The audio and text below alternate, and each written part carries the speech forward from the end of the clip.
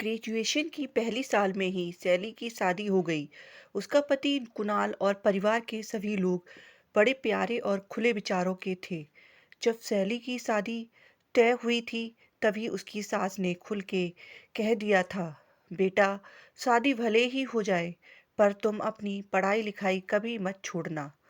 जितना चाहो उतना आगे बढ़ना। ससुराल में पहले दिन से ही सब उससे ऐसे बर्ताव करते जैसे वो वहाँ जाने कितने सालों से रह रही है। हर चीज में उसकी राय ली जाती और उसकी पसंद को महत्व दिया जाता। सच कहूँ तो सैली का ससुराल ऐसा था जैसे ससुराल का सपना हर लड़की देखती है, पर हकीकत में सबकी किस्मत सैली जैसी नहीं होती। ससुराल वालों का ऐसा प्यार और अपनापन देखकर सैली जल्दी ही सबसे घुल मिल गई। पर घर में बस एक शख्स था जिससे बात करना या बोलना सैली के लिए बहुत मुश्किल था। वो शख्स था नीरज। नीरज रिश्ते में सैली का जेठ यानी पति का बड़ा भाई था।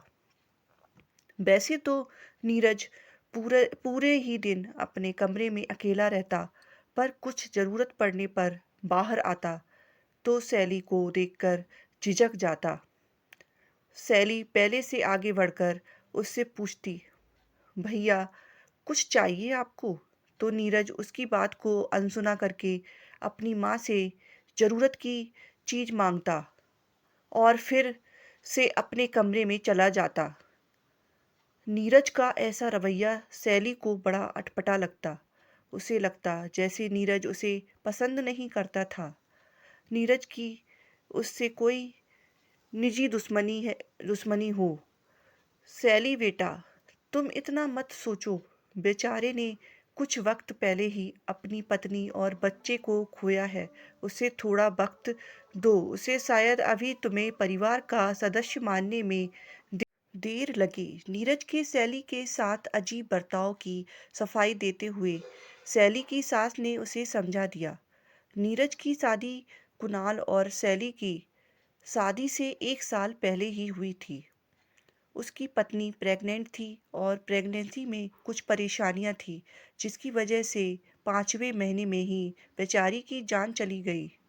घर में इतना कुछ होने से गम का माहौल था। उसी माहौल को ठीक करने के लिए कुणाल और सैली की शादी कराई गई थी। पर नीरज बेचारा अब भी उस तकलीफ से बाहर नहीं निकल पाया था, इसलिए हमेशा अकेला अपने कमरे में ही रहा करता था। एक दिन दोपहर के वक्त सैली अपने कमरे में पढ़ाई कर रही थी। कुणाल ऑफिस गया हुआ था। बाकी सब किसी न किसी काम से बाहर थे और सैली की सास भी घर पर नहीं थी। नीरज को कॉफ़ी चाहिए थी। माँ घर पर नहीं थी, इसलिए वो खुद ही किचन में जाकर कॉफ़ी बनाने के लिए सामान ढूंढने लगा। खटर पटर की आवाज़ सुनकर सैली किचन में गई और नीरज से पूछा, भैया, कुछ चाहिए आपको? बताइए, मैं निकाल देती हूँ। सैली के पूछने में नीरज झिझकते हुए बोला, हाँ, वो कॉफ़ी बना मैं लूँगा, बस बर्तन दे दो। सैली ने बर्तन निकालकर कॉफ़ी चढ़ा दी। आई एम सॉरी, नीरज ने अटकते हुए कहा। तो सैली ने पूछा, क्यों? वो तुमसे ऐसे रूड या बर्ताव किया मैंने? नीरज की बात में पश्चाताप था, जिससे सैली बोली, ओह, कोई बात नहीं। माँ ने बताया मुझे आपकी पत्नी आई एम सॉरी काफ़ी बन गई थी। सैली ने कफ नीरज की तरफ बढ़ाया और जाने लगी। तभी नीरज ने पीछे से कहा, बीए के एग्जाम हैं तुम्हारे, मुझसे इंग्लिश पढ़ोगी? कमज़ोर हो तुम उसमें। नीरज की बात सुनकर सैली ने हैरानी से मुड़कर देखा। वो तुम अपने कमरे में जोर जोर से पढ़ती हो, तब सुना मैंने, नीरज ने सफाई देते हुए कहा।